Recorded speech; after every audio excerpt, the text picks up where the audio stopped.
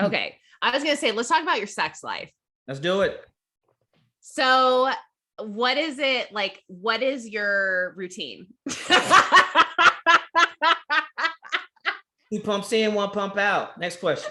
Well, but it's like, I think like, how do you make sure that is like a healthy part of your relationship? Yeah. Well, first of all, how often do you guys have sex? Sure. Yeah. Present tense. It's interesting because when we first started, sex drives, Couture had more, I was less, and then it's kind of flipped. Like 7 years, she was a top dog. Now I'm top dog. I think right now, and I'm answering your question because I'm gonna give you a hard number. I want to give you a hard number. Well, something that has been interesting when I talk to people about their sex life, one, it's one of the most taboo, awkward moments people don't want to talk about, at least in my world. I can't speak for your world. It's like, I'd rather talk about my money and my politics, but my sex life, shh. And I'm like, no, I want to know, do you do doggy style? That's what I want to know. And so what's been interesting is I think we've come to a place where we both have a better perspective on what healthy sex life means for us. And that was where we had a big disconnect, right? And there's an element of number and volume, right? But also what we were looking for in satisfaction. So to answer your question now, 2022, I think we're probably averaging, you got 3 weeks out of 4. This whole joke I'm trying to work on about sex math. You really only get like 11 days out of a month, but we could talk about that maybe later. I think right now we're probably got two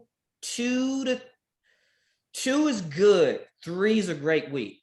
In the 3 weeks we really have, that's kind of where we are right now as we're recording this. What is this, April 2022? That's what we feel is like, that was a good week. So yeah. Did that answer your question? And I'm glad you logged that. So you can go back and listen to this episode in a year and, remember exactly. And see where it is. Go ahead. Oh no, you guys do not have period sex? We do. It just depends. I mean, we're not in the belly of the beast, but on the front end and on the back end, listen now. We'll turn the lights off and just go with the flow. Yeah, put a dark towel on the bed and come on now. We got a bunch of extra sheets from Bed Bath & Beyond closing sale. So you know what's up. One time I had period sex with an ex and I thought I was lighter and it was like a massacre. Oh, I've had that. Yeah. I had an experience with that. Yeah. And it was actually so okay, this is mine's gonna be like a weird story, but I'm having sex with my girlfriend at the time who's on her period, and we put the dark towel and like I knew, and at some point I'm like adjusting or whatever, so I like go to adjust myself with my hand, and then I guess I was on top and I put my hand on the wall over the headboard and there's like a bloody handprint on the headboard. I look up and I see it. And then kind of like we started laughing about it, which sort of made it, which was cool and kind of, but then it was kind of hot. So then I like smeared a bunch like across her chest and stuff like that. Wow. We were like doing a whole thing. You're like, did you do like one under each eye? We should have like painted our faces. And it's out here gargling. I respect you, brother. Be free. Be free. Yeah, I mean, why not? Have fun with it. Well, actually, and one of the things I wanted to ask you about, Damon, is like, because I think you talked about that, like how you're both approaching your sex life and your intimacy. Mm-hmm. And like, I have a lot of friends who are in heterosexual marriages, and the stereotypical thing that I think can happen in a lot of them is like the man's approach is like, hey, will you allow me to get on top of you and get off? It's kind of like, hey, I want this for me. You know what I'm saying? Like they have this like, ooh. Hey, like, will you let me do this? Ooh. And I think the, like women appropriately, like if I could just get some of my straight male friends to understand, like, if you approach it of like, hey, let's just connect and have some kind of physical intimacy. And like, it's kind of like, let's invite each other to a cool place of like openness and vulnerability and connection. And like, just see what happens there. Like, I feel like that approach is so much more successful. Yeah. You know? Yeah. I'm gonna be honest with you. It boils my blood. This right here is such an issue in general. Couple things, if I may. Number one, if somebody's, whether it's your favorite restaurant, favorite album, whatever, favorite park, if you enjoy it, you're gonna want to come back. So I already don't know from a mindset perspective, specifically, generally speaking, let me add my modifiers, right? When it comes from that mindset, let me kind of get mine. I hope you get yours.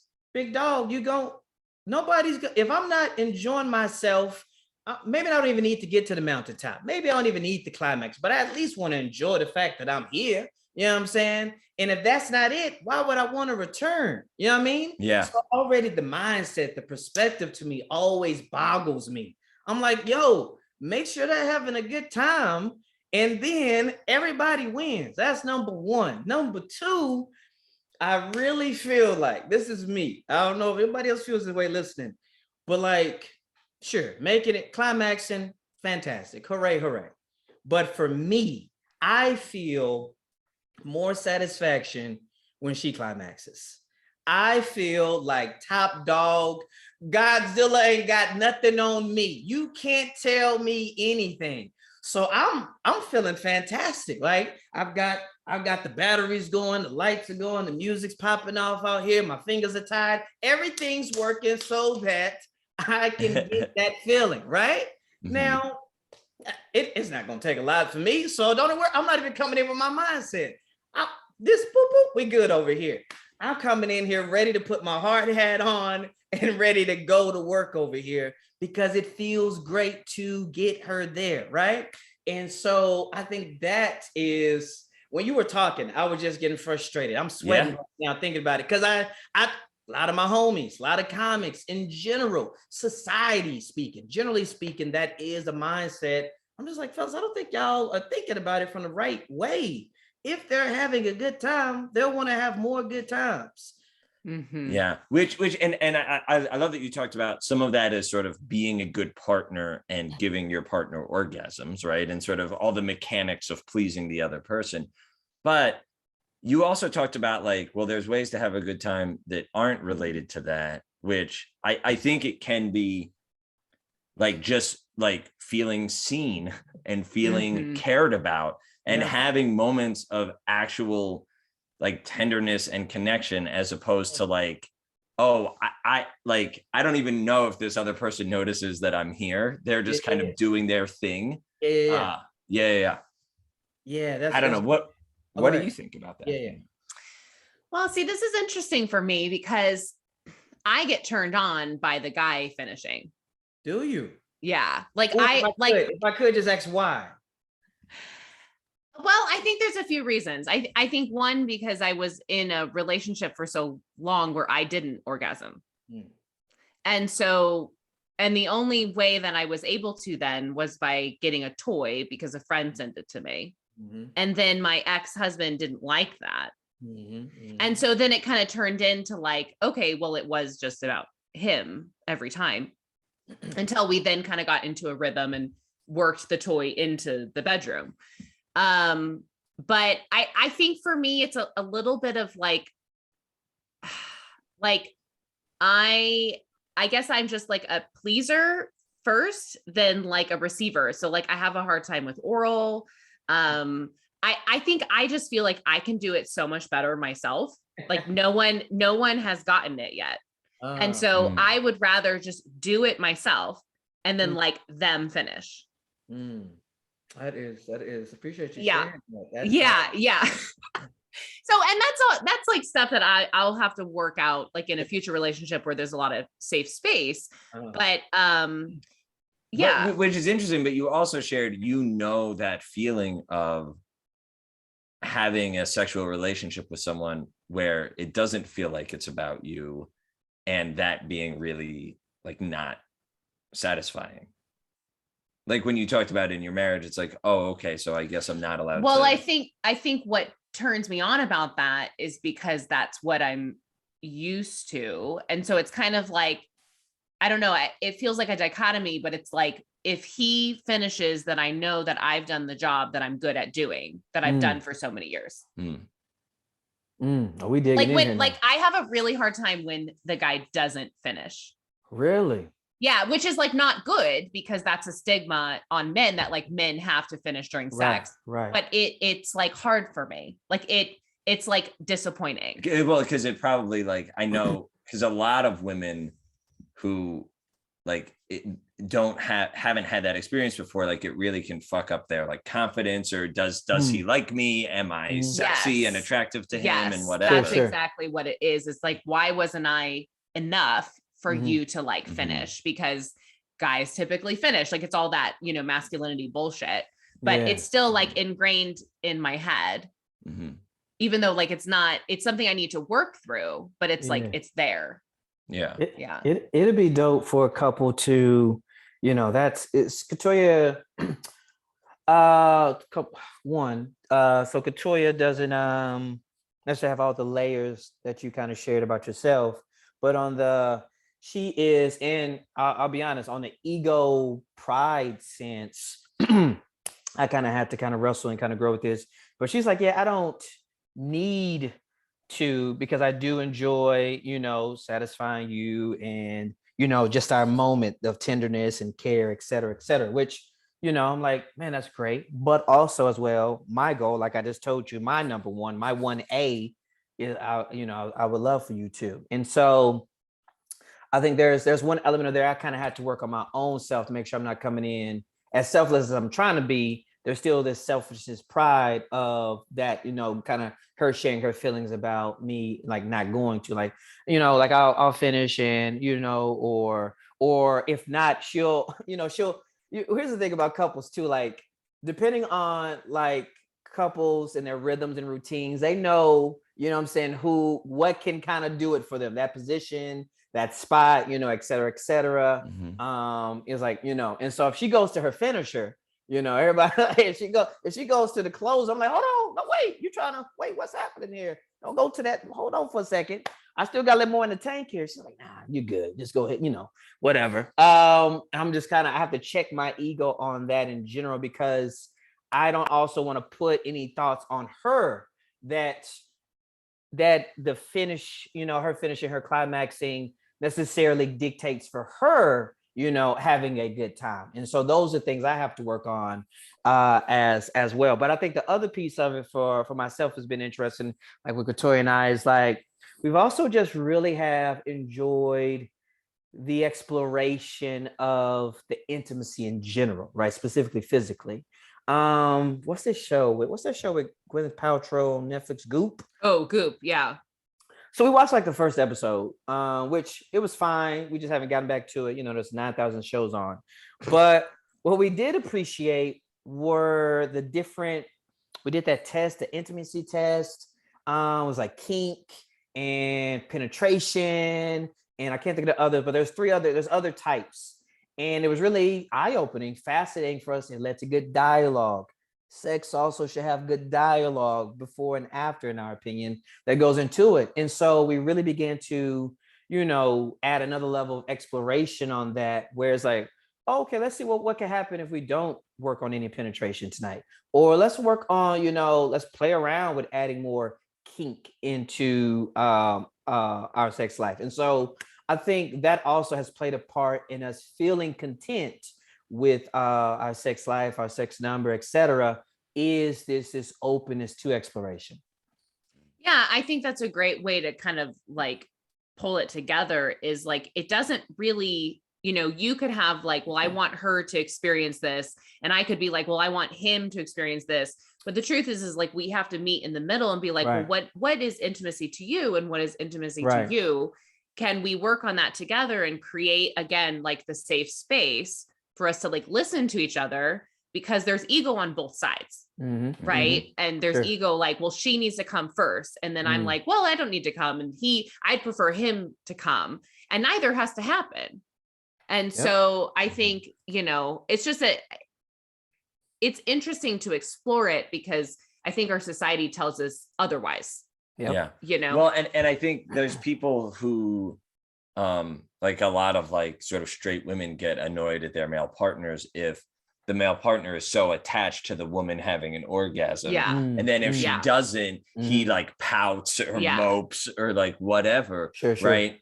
And even that, like that can become selfishness that like, I need you to get off. Yeah. And as someone who can get in my own head with sex, like as soon as you start worrying about the other person's expectations and living up to them, it pulls you out of your body. It pulls you out of just enjoying the moment you're in and the physical experience you're having. Yeah. And then it makes it like 1,000 times less likely that you are actually going to be able to be in the moment and in your body enough to like, you know, have that orgasm. I think one thing, absolutely. I definitely agree with that. I think one thing that's been helpful for me to fight the ego, to fight staying present, is that I feel like over the last few years, we've kind of upped our foreplay game. And that has been dope. I mean, it's been good. And so yeah, I think there's an element of that because, I mean, just for us, like foreplay does not feel rushed. It doesn't feel like there's a time limit on it. So it could be 2 minutes, it could be 20 minutes. Maybe we just stay there. You know what I mean? And so there has been that. And typically speaking, biologically, like depending on what you're doing for foreplay, that can also probably move the goalposts, you know, for the woman as well, you know what I mean, to a degree on the physical sense. So that is something that's been helpful for us as well. Yeah. So I'm curious, can we talk about like what made y'all start the podcast and like what kind of stuff do you all get into on there? Please. So we've always loved, you know, I'm a introvert, extrovert, you know, I can definitely be chill. I get on stage, I'll turn up or whatever. But Katoya is a pound for pound, quintessential extrovert. And so it's been great for us just to kind of have people over. We love having people over. We love crushing couples and game nights. Like we enjoy that. And that's one of the biggest reasons we've ever, that's a big piece of us building community here, is just having people, hosting people, etc. Pandemic happens and that kind of is gone. And so the podcast starts August 2020. And we wanted to just find ways to just keep having dialogue, conversation, fun, talking about things that we talk about. Like this conversation right here, this is dope. I feel like more people need to have these conversations in their, you know, living rooms, on the couch with friends, you know what I mean? And so that's why I essentially started. It's been amazing and quite a journey for us to continue to kind of work together in this close capacity. And it's been a lot of fun. I mean, we talk about everything. We just finished a 4-part series on sex for February. From money to roles, expectation, conflict resolution, you know, parenting. Like we get into everything in that relationship world that, again, I feel like we feel that more people should have, because it's helpful, it's beneficial. Like we are big on taking good ideas. If y'all say something dope, I'm taking it, I'm adding it. If it can help us, I'm taking it. I mean, like I honestly feel like, you know, it's really interesting too. Like, you know, just in our experience, people will share a lot and give a lot of tidbits. You start trying to pour into somebody on their marriage or their parenting, it's like, whoa, I got this. I don't know about that, Jeff. You have a degree in theater and your 2 turtles are dead. I don't know if you know, like let's share a little bit. Let's bond a little bit and kind of give a little this for that. You know, maybe, you know, you tell me about toys and they've never had toys in a relationship and that takes their relationship to another level. Maybe I share something that we do well for conflict and you try it and that takes your relationship to another level. And so all that to say, the podcast was started to try to kind of bring some of that back, for it to be a springboard for more healthy dialogue. And we've loved it. We're going to hit 100 episodes in another month or so. And it's been a fun journey. Well, what I've listened to has been amazing, and you guys should definitely go check it out. I loved your take on the Will Smith slap. I appreciate it. That was an episode. It happened. That was like the only episode we do that was like current events, pop. Yeah. Usually kind of. Yeah. And I was like, oh, we got to talk about this because there was such a big element of relationships, right? Keep my wife's name out your mouth. It's protection. So, but thank you. Yeah. Well, we have to wrap this up. I'm so bummed. This has been amazing conversation. Where can our listeners go find you and support you? Yeah, you can. So the podcast is Sum It Up with the Sumners. We're on Instagram, Sum It Up Sumners. That's SUM. Sum It Up Sumners episodes drop every Tuesday morning. And then myself, I'm also on Instagram as Damon Jr. 2, DAMONJR, the number 2.